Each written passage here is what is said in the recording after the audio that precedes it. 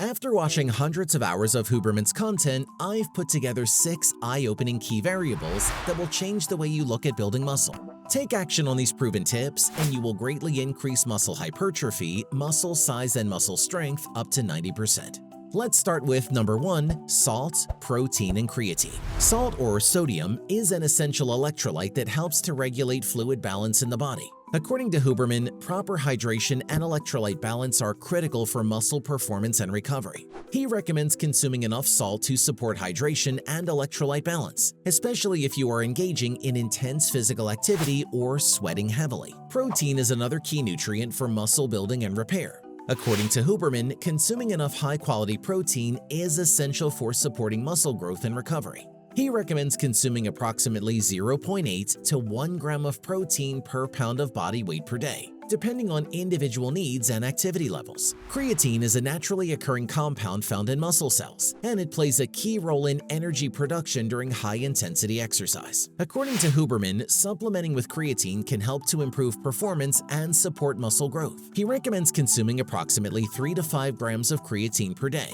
either through supplementation or by consuming creatine-rich foods such as red meat or fish. It's worth noting that individual nutrient needs can vary depending on factors such as age, gender, and activity level. Consulting with a qualified healthcare professional or registered dietitian can help you determine the appropriate nutrient intake for your individual needs and goals. Number 2, progressive overload. Andrew Huberman has spoken about the principle of progressive overload, which is an essential concept for muscle building. This principle refers to gradually increasing the weight or resistance used during your workouts to continue challenging your muscles and encouraging growth. Huberman explains that the body's muscles respond to stress by adapting and growing stronger. To achieve muscle growth, you need to stress your muscles beyond what they're accustomed to. This is where progressive overload comes in. By gradually increasing the weight or resistance, you provide a progressive challenge to your muscles, which encourages them to adapt and grow stronger. However, it's important to note that there's no one-size-fits-all approach to progressive overload. The amount of weight or resistance you use should be specific to your individual fitness levels and goals. A qualified fitness professional can help you determine the appropriate weight and progression for your workouts. Additionally, it's important to balance the amount of weight or resistance you use with proper form and technique. Using too much weight without proper form can increase the risk of injury and may not be effective for muscle growth.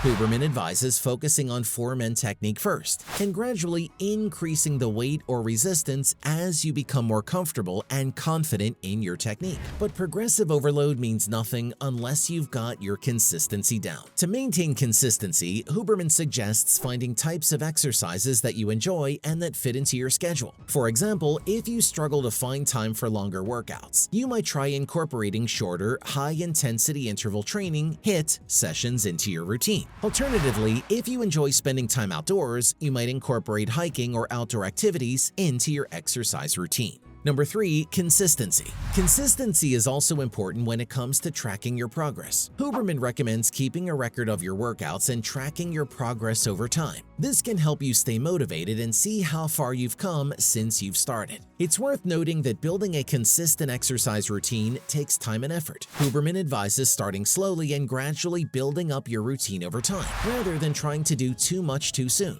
Additionally, it's important to listen to your body and avoid pushing yourself too hard, as this can increase the risk of injury and may hinder your progress. Huberman also speaks highly of compound exercises and often emphasizes their importance for building muscle mass and overall strength. According to Huberman, compound exercises provide a more efficient and effective way to stimulate muscle growth and create a greater metabolic demand on the body. Number 4, compound exercises. Huberman suggests that compound exercises should be the foundation of any muscle-building routine. By engaging multiple muscle groups at once, these exercises provide a more efficient way to stimulate muscle growth compared to isolation exercises, which only target one muscle group at a time. Huberman recommends incorporating compound exercises such as squats, deadlifts, bench press, pull-ups, and rows into your workout routine.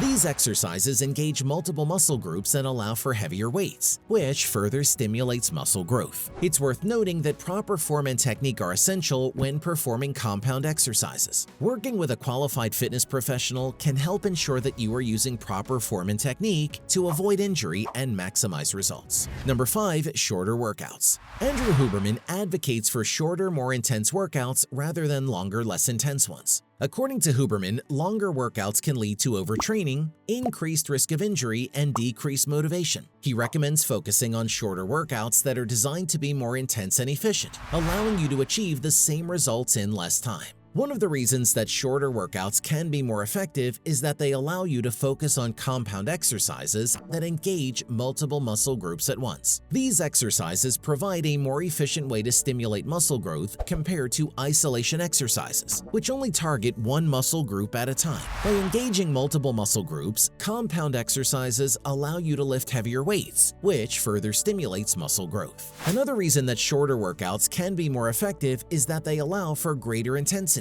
By pushing yourself to your limits during a shorter workout, you can achieve the same results as a longer workout with less time and effort. Huberman emphasizes that it's important to push yourself to your limits during each workout, rather than simply going through the motions. Also, shorter workouts can be more motivating as they are less likely to feel like a chore. By focusing on shorter, more intense workouts, you can achieve your goals more efficiently and with less time commitment, which can help to keep you motivated and engaged over the long term.